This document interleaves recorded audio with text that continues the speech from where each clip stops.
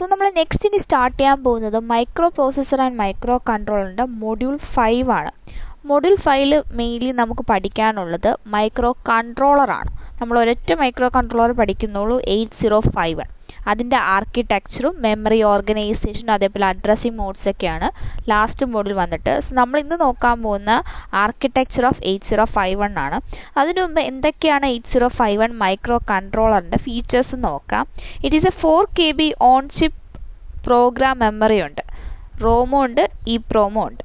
Okay, അതേപോലെ 128 bytes on chip data memory, 4 register banks ഉണ്ട്, 64 KB for each external റോമിനും external റാമിനും, 1 microsecond instruction cycle with 12 MHz crystal, 32 bidirectional input or output lines, multiple modes, high speed programmable serial port, 16-bit timers or counters, direct byte and bit അഡ്രസ്സബിലിറ്റി. ഇത്രയാണ് 8051ൻ്റെ features എന്ന് പറയാം.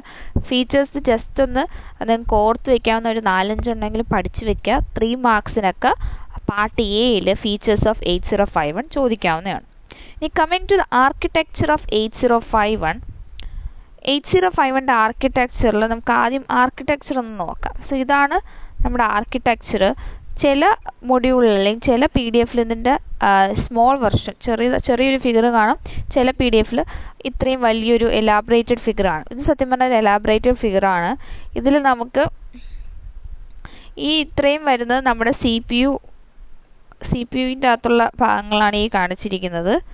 അതിന് നമുക്കിവിടെ ഒരു port C driver, port 2 driver, port 0 latch, port 2 latch എന്ന് പറഞ്ഞ് 2 പോർട്ടുകളാണുള്ള, port 0യും port 2വും. അതുപോലെ തന്നെ താഴെയും ഒരു പോർട്ട് 1ഉം പോർട്ട് 3യും ഉണ്ട്. ഓക്കെ, അവിടെ ഡ്രൈവറും ലാച്ചും കണക്റ്റഡ് ആണ്. ഇവിടെ ഒരു ഡ്രൈവറും പോർട്ട് 1 ഡ്രൈവറും ഉണ്ട്, പോർട്ട് 3 ഡ്രൈവറും ഉണ്ട്, അതേപോലെ ലാച്ചും ഉണ്ട്. സൈഡിലായിട്ട് timing and control block with oscillator. അതിന് മുകളിലായിട്ട് നമ്മുടെ CPU പറഞ്ഞില്ലേ, അവിടെ ALU ഉണ്ട്, പ്രോഗ്രാം, ഇതെല്ലാം CPU-ൻ്റെ അകത്ത് വരുന്നതാണ്. ഓക്കെ, പിന്നെ നമ്മുടെ സൈഡിൽ program address register, buffer, PC increment, program counter, DPTR data point, ഇത്രയും കാര്യങ്ങളും വരുന്നുണ്ട്.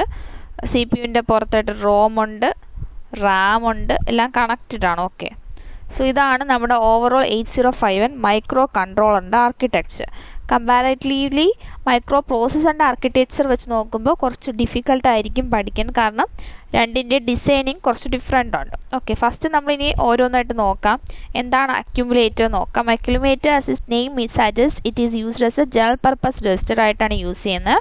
The result of a large number of instructions ഒക്കെ സ്റ്റോർ ചെയ്യുന്നത് അക്യുമുലേറ്ററിലായിരിക്കും. It can hold an 8-bit value വരെ എന്ത് ചെയ്യാം, ഹോൾഡ് ചെയ്യാം. B രജിസ്റ്റർ മെയിൻലി യൂസ് ചെയ്യുന്ന very similar to accumulator in the sense that may hold a 8-bit value. B register only used by 2 8051 instructions ആണ് mainly use ചെയ്യുന്നത്.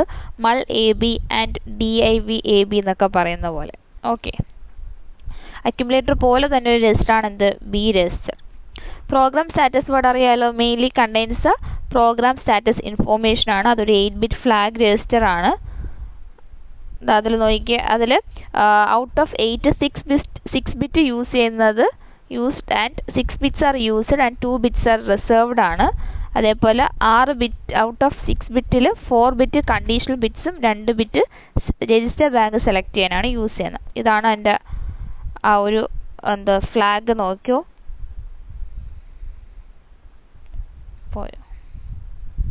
Okay, flag നോക്കിക്കോ, 8-bit ആണ്, D0 parity ആണ്. പിന്നെ നമുക്കവിടെ ഒരു ഗ്യാപ്പ് കൊടുത്തിട്ടുണ്ട്, കാരണം D1 എന്താണ്, യൂസർ ഡിഫൈനബിൾ ഫ്ലാഗ് ആയിട്ട് റിസർവ് ചെയ്തിരിക്കുകയാണ് ഫ്യൂച്ചർ യൂസിന് വേണ്ടി. പിന്നെ ഓവർഫ്ലോ ഫ്ലാഗ് ആണ് D2, D3, RS0, D4, RS1 ആണ്. RS0 RS1 എന്ന് പറഞ്ഞാൽ register bank selector for bit 1ഉം രജിസ്റ്റർ ബാങ്ക് സെലക്ടർ bit 0ഉം ആണ്. നെക്സ്റ്റ് D5 F0 ആണ്. Flag 0 is available to the user for general പർപ്പസിന് വേണ്ടി യൂസ് ചെയ്യുന്ന ഫ്ലാഗ് 0 ആണ്. D6 AC auxiliary carry flag, D7 carry flag. ഇത്രയും കാര്യങ്ങളാണ് ഫ്ലാഗ് പ്രോഗ്രസ് സ്റ്റാറ്റസ് വേർഡിൽ വരുന്നത്.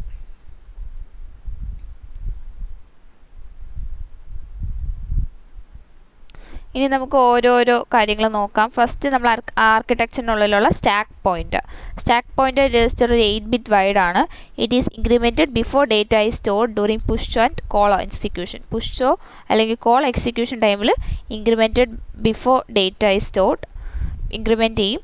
While the stack may reside anywhere in non-chip RAM, the stack pointer is initialized to 07. This causes back stack to begin at location 08H. Stack pointer അറിയാലോ, ഒരു 8-bit register ആണ് stack pointer. അത് data store ചെയ്യുന്ന സമയത്ത് അത് increment ആവുകയും ചെയ്യും. Mainly stack pointer എന്തിനാണ് യൂസ് ചെയ്യുന്നത്? To point out the location in the stack. Okay, next data pointer എന്തിനാണ് യൂസ് ചെയ്യുന്നത്? It is consist of a higher byte DPH ഉണ്ട്, ലോവർ ബൈറ്റ് DPL ഉണ്ട്. Its intended function to hold a 16-bit address hold ചെയ്യാനാണ് എൻ്റെ main function എന്ന് പറയുന്നത്. It may be manipulated as a 16-bit register so as to 2 independent 8-bit registers. ഇതിന് വേണമെങ്കിൽ എന്താക്കുകയും ചെയ്യാം, 16-bit register ആയിട്ടും ഫംഗ്ഷൻ ചെയ്യാം. Next program counter. PC എന്ന് പറഞ്ഞാൽ 2-byte അഡ്രസ്സാണ്. that tells the 8051 next instruction to execute. എന്താണ് നെക്സ്റ്റ് ഇൻസ്ട്രക്ഷൻ? നമ്മൾ സാധാ PCയുടെ ഫംഗ്ഷൻ തന്നെയാണ് ഇവിടെയും വരുന്നത്. ഏത് നെക്സ്റ്റ് ഇൻസ്ട്രക്ഷൻ്റെ അഡ്രസ്സ് പറഞ്ഞു കൊടുക്കുക. Program counter tells the next instruction to be executed. അത് പറയുന്ന ആരാണ്? പ്രോഗ്രാം കൗണ്ടറാണ്. അടുത്ത ഏത് ഇൻസ്ട്രക്ഷനാണോ എക്സിക്യൂട്ട് ചെയ്യേണ്ടത് അത് മെമ്മറിയിൽ നിന്ന് ഫൗണ്ട് ഔട്ട് ചെയ്യുന്ന ആരാണ്? പ്രോഗ്രാം കൗണ്ടറാണ്. Next port 0 to port 3. അത് port 0, P1, P2, P3, P3 എന്ന് വരുന്ന 3 പോർട്ട്സ് ആണുള്ള. അതിന് കറസ്പോണ്ടിങ് ആയിട്ട് എന്തുണ്ട്? ലാച്ചസും ഉണ്ട്. ഇനി serial data buffer. Serial buffer is actually 2 separate registers ആണ്. A transmit buffer and receive buffer ആണ് സീരിയൽ ഡേറ്റ ബഫറിനുള്ളത്. When data is moved to SBUF it goes to the transmit buffer and is held for the serial transmission. ഇപ്പോൾ data SBUF-ലോട്ട് move ചെയ്യുകയാണെങ്കിൽ അത് ഇങ്ങോട്ട് പോകും, transmit ബഫറിലോട്ട് പോയിട്ട് it is held for serial ട്രാൻസ്മിഷന് വേണ്ടി ഹെൽഡാണ്. ഫോർ സീരിയൽ റിസപ്ഷൻ ആണെങ്കിൽ data is received in the receive buffer. എന്താണ് സീരിയൽ റിസപ്ഷന് വേണ്ടിയാണെങ്കിൽ ഡേറ്റ റിസീവ് ചെയ്യുന്നത് റിസീവ് ബഫറിലൂടെയാണ്.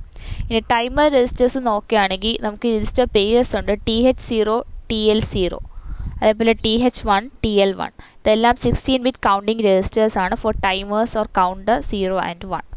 ഈ കൺട്രോൾ രജിസ്റ്റേഴ്സ് ആണെങ്കിൽ നമുക്ക് സ്പെഷ്യൽ ഫംഗ്ഷൻ രജിസ്റ്റേഴ്സ് IP ഉണ്ട്. Interrupt priority, interrupt enable IE, TM mode timer mode ഉണ്ട്, TCON timer control, SCON serial control, PCON power control contain control and status bits for the interrupt system. Okay, അപ്പോൾ ഇത് ഇത്രയൊക്കെയാണ് control registers ഉള്ളത്. ഒന്നും കൂടി പറയാം. നമ്മുടെ IP ഇൻട്രപ്റ്റ് പ്രയോറിറ്റി ഉണ്ട്, അതുപോലെ ഇൻട്രപ്റ്റ് എനേബിൾ ഉണ്ട്, TM mode timer mode, TCON timer control, SCON serial control, PCON power control. ഇത്രയാണ് മെയിനായിട്ട് വരുന്ന കൺട്രോൾ രജിസ്റ്റേഴ്സ്. ഓക്കെ അല്ലേ? ഇനി രജിസ്റ്റർ ബാങ്ക്സ് ആണ് 8051 യൂസേഴ്സ് 8 രജിസ്റ്റർ ബാങ്ക്സ് യൂസ് ചെയ്യുന്നുണ്ട്. R0 മുതൽ R7 വരെ വരും. Okay, generally use it to assist in manipulating values and moving data from one memory location to another. ഒരു മെമ്മറി ലൊക്കേഷനിൽ നിന്ന് മറ്റൊരു മെമ്മറി ലൊക്കേഷനിലോട്ട് വാല്യൂസ് മൂവ് ചെയ്യാനും വാല്യൂസ് മാനിപ്പുലേറ്റ് ചെയ്യാനും വേണ്ടിയാണ് രജിസ്റ്റേഴ്സ് യൂസ് ചെയ്യുന്നത്. ഇനി instruction register IR mainly use ചെയ്യുന്നത് to decode the op code of an instruction to be executed and gives a information to the timing and control unit. നമ്മൾ തരുന്ന given ആയിട്ടുള്ള ഇൻസ്ട്രക്ഷനെ decode ചെയ്യുക, അതിൻ്റെ ഓപ്പ് കോഡ് എന്ത് ചെയ്യുക, ഡീകോഡ് ചെയ്യാനും എക്സിക്യൂഷൻ ചെയ്യാനും വേണ്ടിയാണ് ഇൻസ്ട്രക്ഷൻ രജിസ്റ്റർ യൂസ് ചെയ്യുന്നത്. Next timing and control unit എന്തിനാണ്? This unit derives all the timing and control signals required for the internal operation of the chip. ആ ചിപ്പിൻ്റെ ഇന്റേണൽ ഓപ്പറേഷന് റിക്വയർഡ് ആയിട്ടുള്ള എല്ലാതരം ടൈമിങ്ങും കൺട്രോൾ സിഗ്നൽസും ഡിറൈവ് ചെയ്യുന്ന യൂണിറ്റ് എവിടെയാണ്?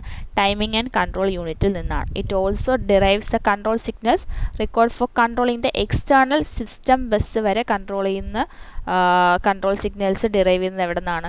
ഈ ടൈമിംഗ് ആൻഡ് കൺട്രോൾ സിഗ്നലിൽ നിന്നാണ്. ഇനി PSEN എന്ന് പറഞ്ഞാൽ പ്രോഗ്രാം സ്റ്റോർ എനേബിൾ എന്നാണ്. ഇതൊരു കൺട്രോൾ സിഗ്നലാണ്. It enables the external program അല്ലെങ്കിൽ കോഡ് മെമ്മറിയിൽ നിന്ന് ആ കോഡിനെ എനേബിൾ ചെയ്യാൻ വേണ്ടി യൂസ് ചെയ്യാണ് PSEN. ALE എന്ന് പറഞ്ഞാൽ അഡ്രസ് ലാച്ച് എനേബിൾ എന്നാണ്. 8051 US ALE for demultiplexing the address and data bus. ഡേറ്റാബസിനെയും അഡ്രസ് ബസിനെയും ഇത് ഡീമൾട്ടിപ്ലെക്സ് ചെയ്യാൻ വേണ്ടി യൂസ് ചെയ്യാണ്. ALE enables address lines. Next വരുന്ന EA എക്സ്റ്റേണൽ ആക്സസ് ആണ്. The EA input signal is generally tied high +5 volt or low ഗ്രൗണ്ടിൽ വെച്ചിരിക്കും. എന്തിനാന്ന്, ഇഫ് ഹൈ ആണെങ്കിൽ 8051 executes the program from internal ROM. Internal റോമിൽ നിന്ന് 805 പ്രോഗ്രാം എക്സിക്യൂട്ട് ചെയ്യും. ഇഫ് ലോ ആണ്, ഗ്രൗണ്ടിലാണ്, ഈ program execute from external memory only. Okay, അതാണ് എക്സ്റ്റേണൽ ആക്സസ് EA എന്ന് പറയുന്നത്. EA ചിലപ്പോൾ ഹൈയും ആയിരിക്കാം ലോയും ആയിരിക്കാം. ലോ ആവുന്ന കണ്ടീഷനാണ്. ലോ ആണെങ്കിൽ എന്ത് ചെയ്യും, എക്സ്റ്റേണൽ മെമ്മറിയിൽ നിന്നായിരിക്കും എക്സിക്യൂഷൻ നടക്കുന്നത്. ഹൈ ആണെങ്കിൽ it will be from the internal ROM. ഇനി RST റീസെറ്റ് ആണ് അറിയാം. ഈ റീസെറ്റ് ഇൻപുട്ട് ഒരു is a master reset for 8051 ആണ്. When the signal is brought high ആണെങ്കിൽ for at least 2 machine cycle 8051 internal registers are loaded with appropriate values. ഇനി reset അതാണ് main. ഇനിയുള്ള ഓൺ ചിപ്പ് ഓസിലേറ്റർ ഇൻപുട്ട്സ് ആണ്. ലാസ്റ്റ് ആണ് ഇൻപുട്ടാണ്. 8051 features on chip oscillator. The normal അറിയാമല്ലോ, nominal crystal frequency 12 MHz ആണ് ആ ഓസിലേറ്ററിൻ്റെ. ഓക്കെ, ഇത്രയും കാര്യങ്ങളാണ് 8051 ആർക്കിടെക്ചർ ചോദിക്കുമ്പോൾ എഴുതേണ്ടത്. ഓക്കെ അല്ലേ?